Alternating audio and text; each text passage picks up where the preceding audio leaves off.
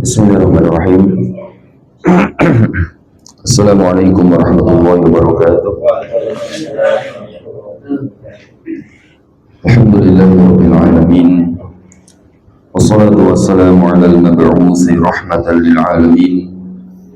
Nabiyyina wa habibina Muhammadin wa ala alihi at-tayyibin at-tahirin wa sahabatihi ajma'in wa man saru ala nahjihim ila yaumiddin. أشهد أن لا إله إلا الله وحده لا شريك له وأشهد أن محمدا عبده ورسوله. يقول الله عز وجل في كتابه الكريم: يا أيها الذين آمنوا اتقوا الله حق تقاته ولا تموتن إلا وأنتم مسلمون.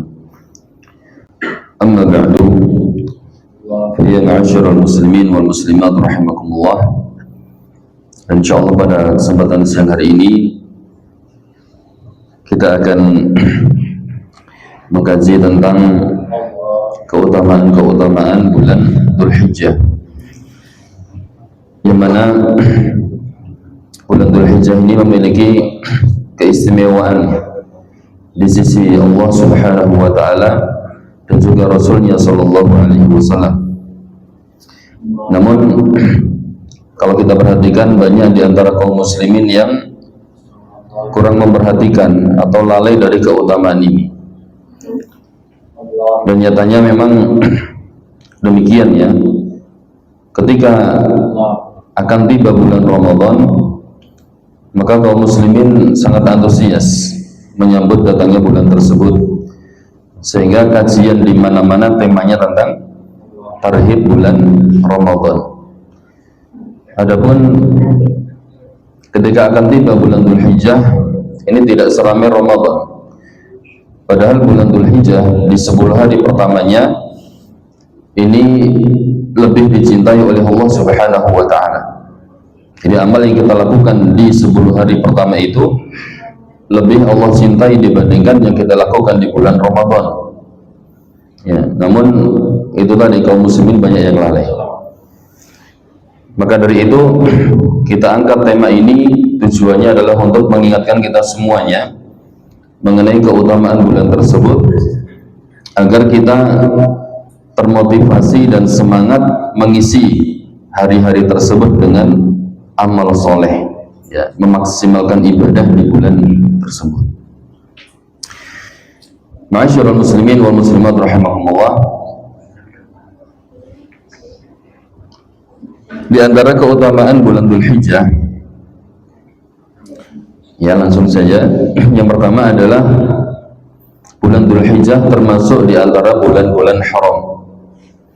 Allah Subhanahu wa taala berfirman dalam surat At-Taubah ayat 36, Inna iddatash syuhuri 'indallahi 12 syahran fi kitabillah yawma khalaqas samawati wal ardh minha arba'atun hurum dzalika ad-dinul qayyim fala tadhlimu fihinna anfusakum. Sesungguhnya jumlah bulan di sisi Allah adalah 12 bulan, sebagaimana dalam ketetapan Allah saat menciptakan langit dan bumi. Di antara 12 bulan tersebut ada 4 bulan haram, ya, 4 bulan yang suci. Itulah ketetapan agama yang lurus, ya, maka janganlah kalian mendolimi diri-diri kalian di bulan tersebut. Jadi bulan Dzulhijjah ini termasuk bulan haram yang Allah sebutkan dalam surat At-Taubah 36. Karena Rasulullah SAW menjelaskan kepada kita yang dimaksud 4 bulan itu dalam hadis Abu Bakrah. Nabi mengatakan 4 bulan itu salah satu mutawaliyat, 3 diantaranya berturut-turut, yaitu Dzulqa'dah, Dzulhijjah, kemudian Muharram. Kemudian satu lagi Rajab Mudhar, Rajabnya Mudhar, ya, yang terletak di antara Jumadah Tsani dan Sya'ban. Nah, jadi dalam hadis ini Nabi menyebutkan bahwasannya bulan haram yang Allah maksud dari 12 bulan itu diantaranya adalah bulan Dzulhijjah. Nah, bulan Dzulhijjah ini karena dia masuk dalam bulan haram, maka dia tentu memiliki kedudukan tersendiri di sisi Allah Subhanahu wa taala. Bahkan Allah mengkhususkannya atau menekankan pesan tersendiri terkait bulan-bulan itu, fala tadhlimu fihinna anfusakum. Janganlah kalian menzalimi diri-diri kalian di bulan tersebut. Kezaliman itu haram dilakukan di bulan apapun, gitu. Namun di sini Allah menekankan lagi, ya, terkhusus bulan-bulan haram, jangan kalian menzalimi diri kalian sendiri dengan cara melakukan berbagai macam kemaksiatan dan dosa. Di sini dijelaskan oleh para ulama menunjukkan bahwasanya kezaliman atau dosa yang dilakukan di bulan haram itu lebih besar dosanya dibandingkan ketika dilakukan di luar bulan haram. Ya. Sebaliknya, ya, ketika kita melakukan amal soleh di bulan-bulan haram ini, maka pahalanya juga lebih besar. Nah itu. Kemudian keutamaan yang kedua, bulan Dzulhijjah adalah bulan penyempurnaan agama Islam. Bulan penyempurnaan agama Islam. Suatu ketika ada orang Yahudi berkata kepada Umar bin Khattab radhiyallahu anhu. Orang Yahudi itu mengatakan, wahai Amirul Mukminin, ayatun fi kitabikum taqra'unaha. Ada satu ayat di dalam kitab kalian yang kalian baca. Law alaina ma'syaral yahud nazalat latakhadna dzalikal yawma 'ida. Kalau seandainya ayat itu turun kepada kami orang-orang Yahudi, maka niscaya hari turunnya itu akan kami jadikan sebagai hari raya. Ya. Kemudian Umar mengatakan, ayu ayat yang mana itu yang kamu maksud? Kemudian orang Yahudi itu mengatakan, al-yawma akmaltu lakum dinakum wa atmamtu alaikum ni'mati wa raditu lakumul islam madina. Ya, surat Al-Maidah ayat 3. Orang Yahudi tak hafal juga ya. Artinya apa? Al-yawma akmaltu lakum dinakum, pada hari ini telah aku sempurnakan untuk kalian agama kalian. Ya, Allah sebutkan di sini, aku sempurnakan untuk kalian agama kalian. Jadi hari itu penyempurnaan Islam. Islam sudah sempurna sekali. Wa atmamtu alaikum ni'mati, dan telah aku cukupkan nikmatku atas kalian. Wa raditu lakumul islam madina, dan aku ridhoi Islam sebagai agama kalian. Kemudian mendengar itu Umar mengatakan, qad arafna dzalikal yaum. Ya, kami benar-benar mengetahui hari itu. Ya, wal makan alladzi nazalat fihi 'ala nabi sallallahu alaihi wasallam, dan tempat di mana ayat itu turun kepada Nabi sallallahu alaihi wasallam. Wa huwa qa'imun bi Arafah yaum Jum'ah. Ketika itu turun ya saat beliau wukuf di Arafah pada hari Jumat. Ya, pada hari Jumat. Nah, kita tahu hari Arafah ya tentu ada di bulan Dzulhijjah. Nah itu. Nah, jadi bulan Dzulhijjah ini istimewa. Allah jadikan di dalamnya di tanggal 9 ya, 9 Dzulhijjah, Allah jadikan hari di mana Islam disempurnakan oleh Allah Subhanahu wa taala. Kemudian yang ketiga, bulan Dzulhijjah adalah bulan yang di dalamnya terdapat hari Arafah. Nah, hari Arafah tadi di nomor 2 sudah kita sebutkan, dia adalah hari di mana Islam disempurnakan. Ya, Islam disempurnakan oleh Allah Subhanahu wa taala. Jadi kan syariat Islam itu kan datang kepada Nabi secara bertahap, ya, sedikit demi sedikit gitu kan. Nah, kemudian puncaknya itu, sempurnya itu di hari Arafah, dan itu sempurna sekali, ya, tidak ada kekurangan sedikit pun di dalamnya. Nah, bulan Dzulhijjah adalah bulan yang mana di dalamnya terdapat hari Arafah. Di antara keutamaannya itu tadi, Allah sempurnakan Islam di dalamnya. Kemudian di hari Arafah Allah Subhanahu wa taala ya mensyariatkan melalui Rasulnya untuk berpuasa di hari tersebut bagi orang yang tidak berhaji. Rasulullah SAW bersabda, "Siyamu yaumi Arafah ahtasibu 'ala Allah an yukaffira as-sanata allati qablahu wa as-sanata allati ba'dahu." Puasa hari Arafah, aku berharap kepada Allah agar Allah menghapuskan dosa-dosa setahun yang telah lalu dan setahun yang akan datang. Ya. Kemudian juga hari Arafah itu adalah hari di mana Allah Subhanahu wa taala membebaskan banyak hambanya dari api neraka. Kalau kemarin juga kita bahas bulan Ramadan ya, itu ada hari dan itu setiap malam Allah membebaskan hambanya dari api neraka. Nah, hari Arafah itu lebih banyak lagi. Ya, Nabi bersabda, "Ma min yaumin aqsara min an yu'tika Allahu fihi 'abdan minan nar min yaumi Arafah." Tidak ada hari di mana Allah di situ lebih banyak membebaskan hamba-hambanya dari api neraka kecuali hari Arafah. Ya, jadi hari Arafah itu hari di mana Allah membebaskan banyak hambanya dari api neraka, lebih banyak daripada bulan Ramadan. Nah, ini keistimewaannya. Makanya kita jangan anggap remeh hari-hari itu. Ya, ini ada di dalam 10 hari pertama bulan Dzulhijjah. Jangan anggap remeh. Ya.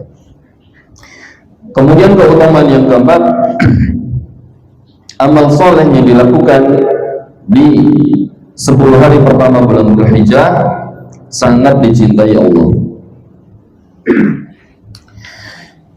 Diriwayatkan oleh Al-Bukhari rahimahullah dari sahabat Ibnu Abbas radhiyallahu anhuma bahwasanya Nabi SAW bersabda, "Ma min ayyamin al-'amalu shalihu fiha ahabbu ila Allah min hadhihi al-ayyam," yakni ayyam al-'ashr.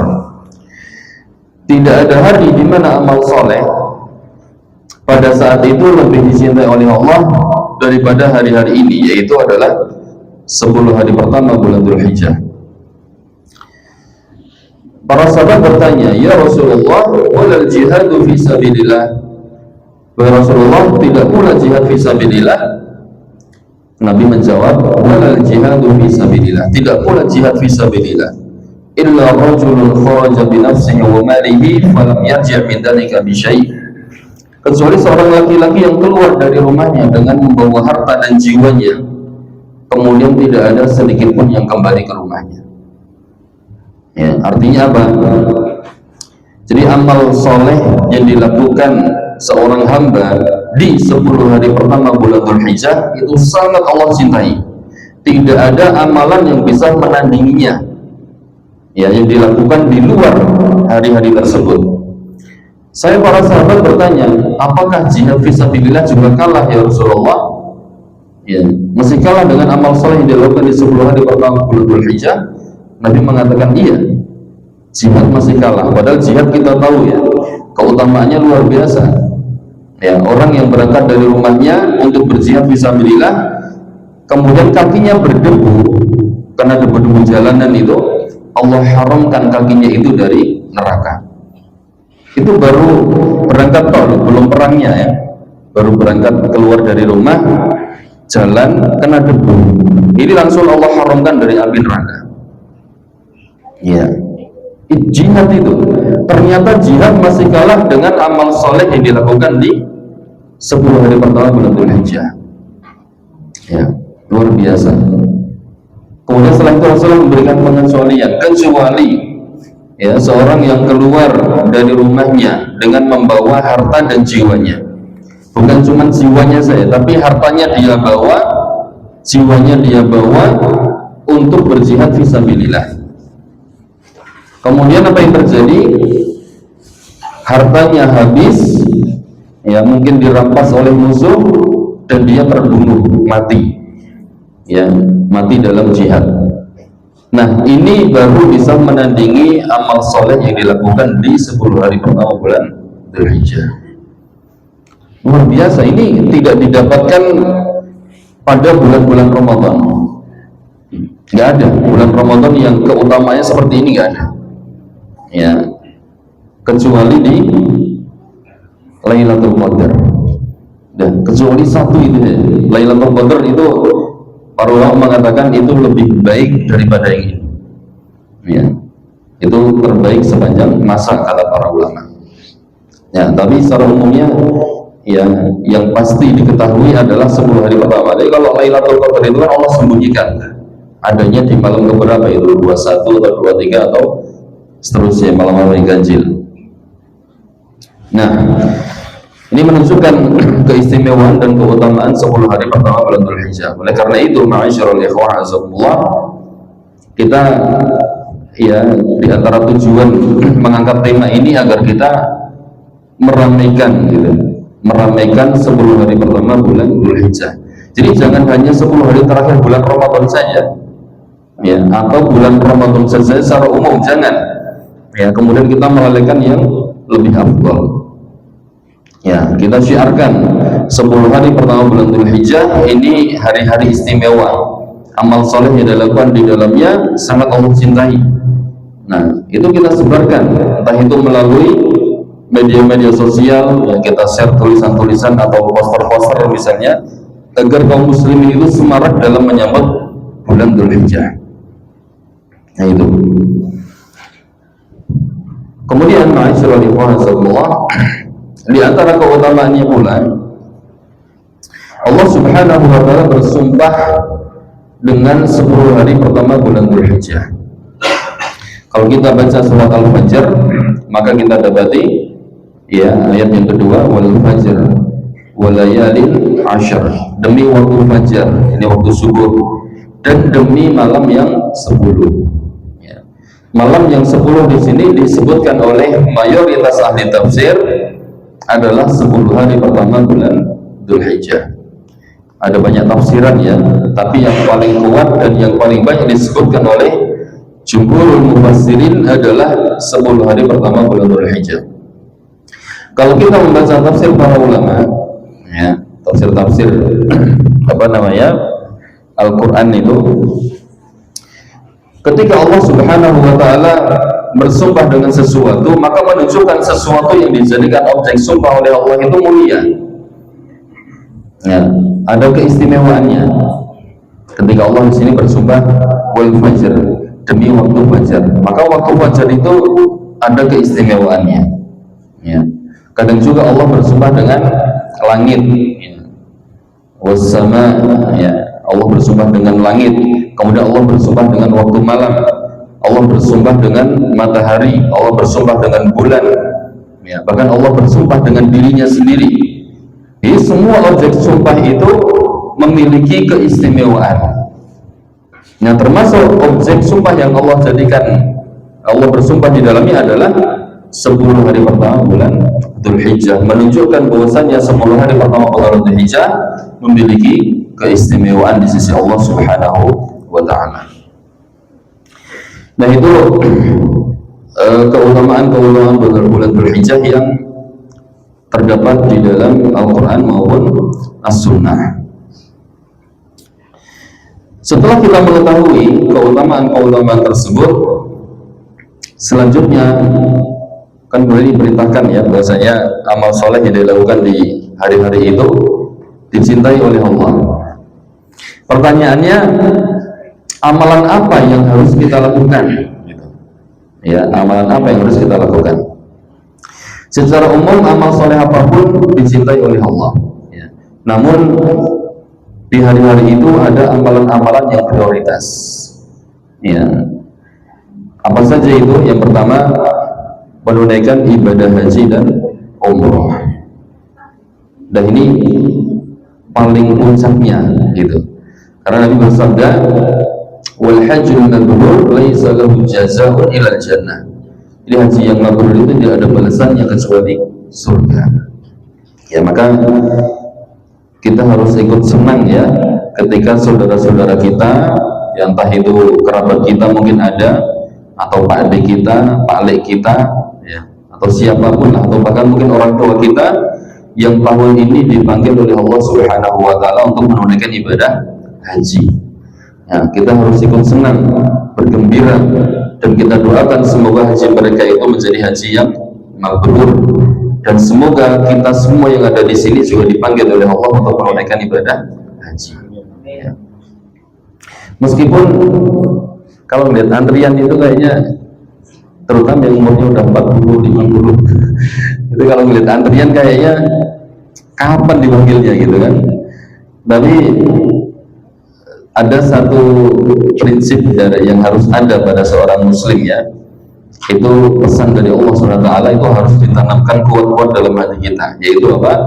La taqnatu min rahmatillah, jangan kalian berputus asa dari rahmat Allah. Yakin, ya, yakin husnudzan kepada Allah, jangan putus asa dari rahmat Allah. Insya Allah suatu saat Allah akan panggil kita ke tanah haram. Ya, haji dan umrah. Kemudian yang kedua adalah puasa. Ya, puasa ini boleh dilakukan mulai dari tanggal 1, ya, 1 Dzulhijjah sampai 9. Ya, puncaknya 9. Jadi dari 1 sampai 9 boleh. Ya, para ulama menamai puasa ini dengan puasa al-ashr. Ya, maksudnya adalah puasa yang dilakukan di 10 hari pertama bulan Dzulhijjah, tapi cuma sampai 9. Ada juga yang menamai dengan puasa at-tis'i, ya, puasa 9 hari. Ada juga yang menamai dengan siyamu Dzulhijjah, jadi puasa yang dilakukan di Dzulhijjah. Puasa ini termasuk bagian dari amal soleh, dan dia adalah amalan yang Allah cintai. Itu kalau kita puasa sendiri, ya, kalau kita lakukan di luar 10 hari pertama bulan Dzulhijjah, itu Allah cintai, ya, itu sudah Allah cintai. Apalagi ketika kita amalkan di hari-hari yang Allah cintai, bayangkan pahalanya lebih besar lagi, ya, dan lebih Allah cintai lagi.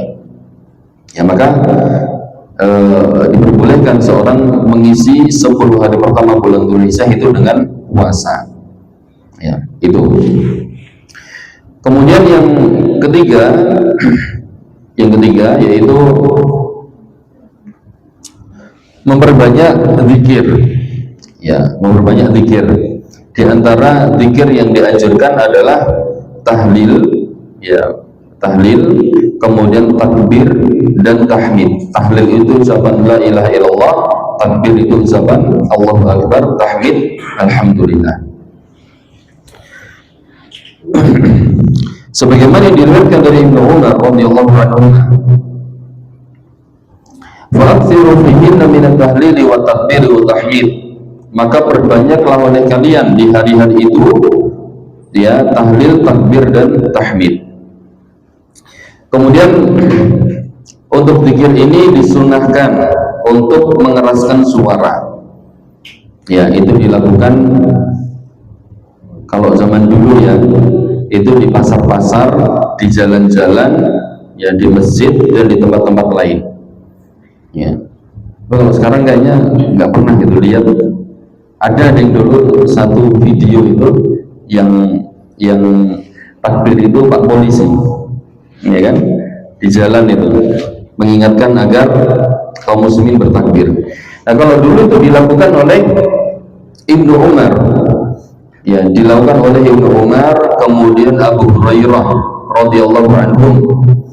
Itu keduanya di hari-hari itu Dzulhijjah, ya, 10 hari pertama bulan Dzulhijjah, itu keduanya sengaja keluar menuju pasar bukan untuk belanja, ya, tapi untuk apa? Mengingatkan manusia agar bertakbir di hari itu. Jadi Ibnu Umar dan Abu Hurairah keluar kemudian mengeraskan suaranya, ya, saat bertakbir. Ya, takbir seperti takbir itu apa namanya, hari raya itu, takbiran. Nah, seperti itu. Akhirnya orang-orang yang ada di pasar itu mereka mengikuti takbirnya Abu Hurairah dan Ibnu Umar. Nah, jadi zikir, ya, takbir, tahlil, tahmid itu adalah amalan prioritas, ya, di antara amalan prioritas di 10 hari pertama bulan Dzulhijjah. Kalau dari tanggal 1 sampai sampai seterusnya sampai hari tasyrik, ya selesai itu boleh dilaksanakan takbir mutlak. Jadi maksudnya tidak terikat dengan waktu tertentu. Jadi kalau mulai dari tanggal 9 di waktu subuh hari Arafah itu kita disunahkan untuk melakukan takbir muqayyad, yaitu yang dilakukan setiap selesai dari sholat fardu. Bagi yang tidak berhaji mulainya dari tanggal 9 waktu subuh, jadi bukan pas hari rayanya, pas tanggal 9-nya itu habis sholat subuh, selesai sholat ya, kita bertakbir. Nah, imam diperbolehkan takbir dengan keras ya, agar para jamaah itu ingat bahwasanya ini sudah tiba waktunya untuk memperbanyak takbir muqayyad. Nah, seperti itu. Dan nggak harus dipandu ya. Nah, kebiasaan di masyarakat kita itu imam memandu. Jadi imam dulu Allahu Akbar, Allahu Akbar, pas sudah selesai baru jamaahnya. Ya, setelah itu imam lagi sendirian, kemudian baru jamaahnya. Nggak seperti itu. Ini nggak ada panduan. Ya kalau mau melaporkan bareng-bareng nggak masalah, gitu kan? Tapi tidak dipandu. Nah, kemudian yang keempat, awalan yang diprioritaskan, yang keempat adalah berkurban. Berkurban ini yang paling awal dilakukan di tanggal 10. Ya, meskipun hari-hari tasyrik boleh, ya tanggal 11, 12, 13 ini boleh. Tapi kalau mau mencari yang paling utama dan paling afdal adalah tanggal 10-nya. Karena 10 ini masuk bagian dari 10 hari pertama. Ya, kalau sudah keluar dari itu 11, itu masih disyariatkan, tapi keutamaannya berkurang. Itu. Dia lebih afdalnya di tanggal 10-nya. Itu disebut dengan hari An-Nahr. Nah, kurban ini disyariatkannya hukumnya menurut pendapat yang kuat adalah sunnah muakkadah. Di sunnah yang sangat ditekankan. Bagi yang Allah berikan kemampuan untuk berkorban, maka hendaknya berkorban. Hendaknya berkorban. Karena para sahabat zaman dahulu mereka berlomba-lomba di dalam melakukan kebaikan. Di antaranya dalam masalah berinfak, ya, bersedekah. Karena korban ini kan termasuk bagian dari sedekah. Itu mereka berlomba-lomba dulu. Ya, jadi ketika Allah berikan kelapangan, Allah berikan kelebihan kepada kita harta, maka hendaknya kita berusaha untuk berkorban. Ya. Kalau misalnya istilahnya uangnya lagi cekak, gitu, cekak tahu nggak? Uangnya lagi sedikit, gitu kan? Banyak kebutuhan. Daftar ulang anak-anak berapa? Berapa Pak daftar ulang? Beda-beda ya. Nah, apalagi yang anaknya banyak udah. Nah, ini kan mendekati daftar ulang anak-anak ini. Udah mau ganti. Ada yang bayar uang pangkal segala gitu kan. Ya, kalau misalnya uangnya itu dipakai, ya, tapi masih ada gitu, cukup untuk berkorban, maka bismillah korban. Ya, sekarang korban itu kan paling murah ya, yang paling murah itu adalah korban domba yang umurnya minimal 6 bulan. Ya kan? Jadi kalau kita nemu domba umurnya sudah 6 bulan itu bisa dipakai untuk korban. Ya, itu harganya murah. Berapa harganya? Karena nggak menjual kambing di sini. Ya. Harganya murah. Harganya 1,5 juta itu dapat. Ya, yang 6 bulan. Itu boleh buat korban. Gitu. Kalau kita mau beli yang kambing super itu, yang harganya 7 jutaan atau 8 juta nggak bisa, ya sudah. Adanya itu bismillah. Itu yang sedikit, ya, yang kecil. Tapi kalau kita keluarkan ikhlas, itu bisa lebih besar pahalanya. Ya, makanya para ulama terkait dengan keikhlasan itu mereka mengatakan, ya ruba amalin shaghirin ya tu'azzimuhu niyyah. Betapa banyak amalan yang kecil itu bisa dibesarkan dengan niat.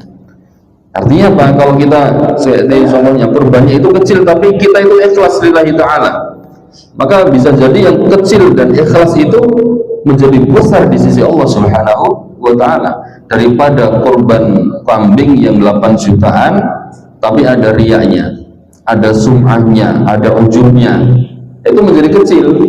Ya, maka lanjutan dari ucapan ulama itu dari warubba amalin kabirin tusaghiruhu niyah. Pada banyak amalan yang besar itu bisa menjadi kecil karena niat. Nah, seperti itu.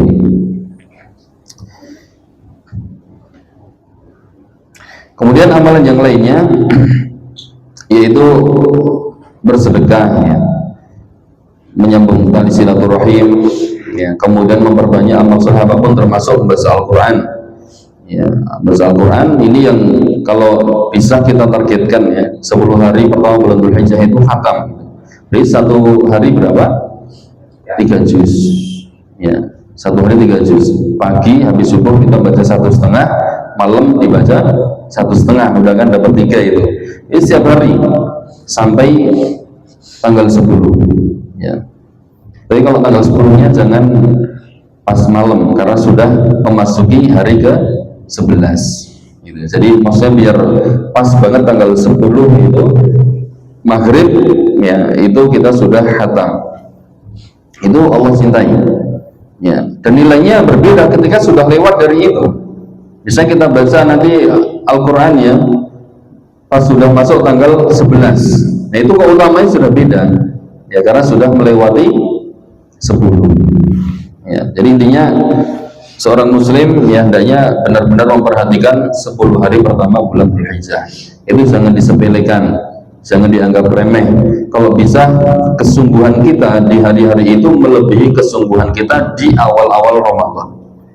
Dulu ingat nggak awal Ramadan mungkin ada di antara kita yang baca Al-Quran satu hari langsung berapa juz, 5 juz, ya kan? Semangat gitu. Karena memang itu euforianya kaum muslim itu benar-benar kelihatan di situ. Ya, sambutannya di mana-mana. Nah, tapi untuk Dzulhijjah ini kurang ramai. Padahal itu lebih utama daripada Ramadan. Nah, seperti itu. Sudah cukup, ya? Ya, mudah-mudahan yang kita pelajari pada siang hari ini mendapatkan keberkahan dari Allah Subhanahu wa ta'ala. Wallahu a'lam wa sallallahu wasallam ala nabiyina Muhammad. Subhanakallahumma bihamdika asyhadu an la ilaha illa anta astaghfiruka wa atubu ilaik. Wassalamualaikum warahmatullahi wabarakatuh.